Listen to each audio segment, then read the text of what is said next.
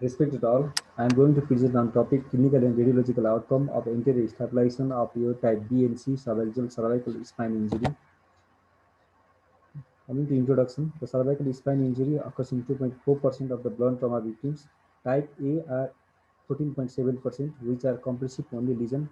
Type B is 43.9%, which are flexural extension distraction injury, and type C are 41.2%, which are rotational injuries.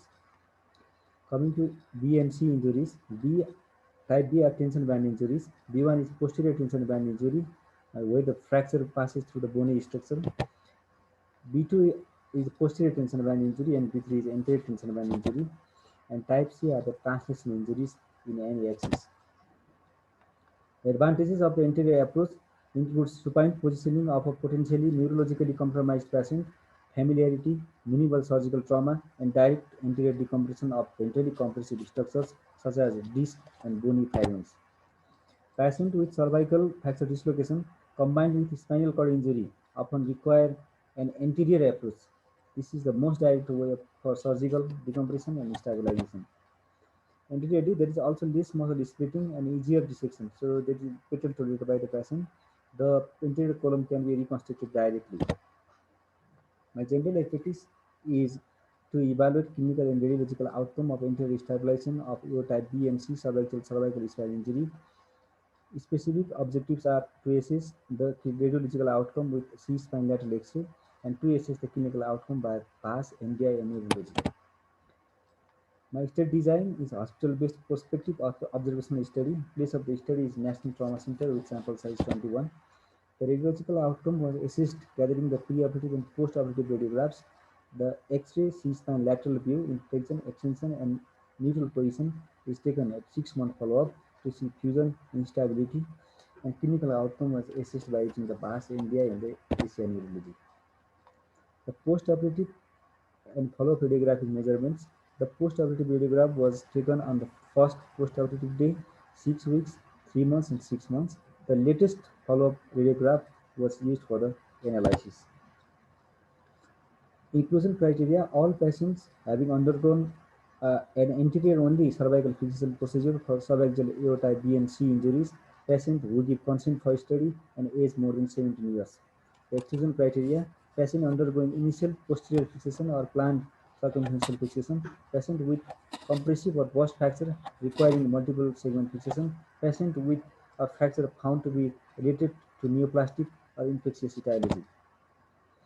This is the visual analog scale, which is one of the tool to assess the clinical outcome in my study. NBI is another tool, uh, and there is 10 parameters where 50 with maximum score of 50 is there. Coming to results, among 21 patients operated, 14 or 66% were male, and 17 or 33% were female, with the mean age of 39.9 years, ranging from 17 to 70 years. 12 patients out of 21, 57% sustained aortic B injury and 43% sustained aortic C injury.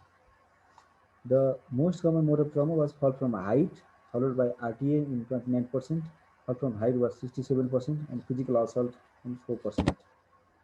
Neurology, preoperatively, one patient had ACI-A neurology, 2 had ACI-B, 4 had ACI-C, 4 had ACI-D, and 10 had ACI-E neurology. And postoperatively, one patient had ACI-A neurology, so there is no improvement in ACI-A neurology. 1 had ACI-B, 2 had ACI-C, 4 had ACI-D, and 13 had ACI-E neurology. No new neurological deterioration was observed. So in this diagram, there is a significant improvement of ACI B, C, and D injury by one level. PAS score 6 or 29% of the patient had no pain, 2 will add mild pain, uh, 2 had moderate pain, and 1 had severe pain. Neck disability score 42.8% or 9% had mild disability, and 8 had no disability, 2 had moderate disability, and 2 had severe disability.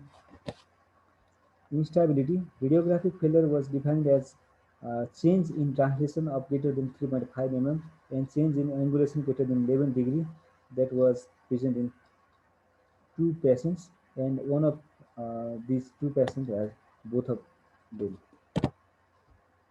Fusion was assessed using the Bridewell criteria. Of the 21 patients, 14 or 66% patients showed grade 1 fusion, 6 or 31% patients showed grade 2 fusion, and 1 patient showed grade 3 fusion.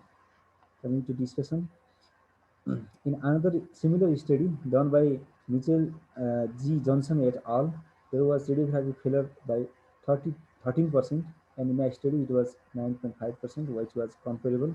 And fusion as grade 1, 2, and 3 are also comparable. There is no gross fusion failure in my study. The other study done by Ankit Sajan et al., the NDI Neck Disability Index is comparable with my study. Neurology is also comparable with Ankit and Sajan et al. Study of preoperative and post-operative neurology. There was significant improvement uh, in ASIA neurology. The PASS score is comparable in another study done by Richard S. Woodworth et al. The PASS score is comparable with this study. The conclusion, anterior cervical stabilization is good and safe method and has benefits of high primary stability, anatomical reduction, direct decompression of spinal cord with minimal complication, good fusion rate, and neurological recovery, and when a short operative time is preferred. These are my references. Thank you.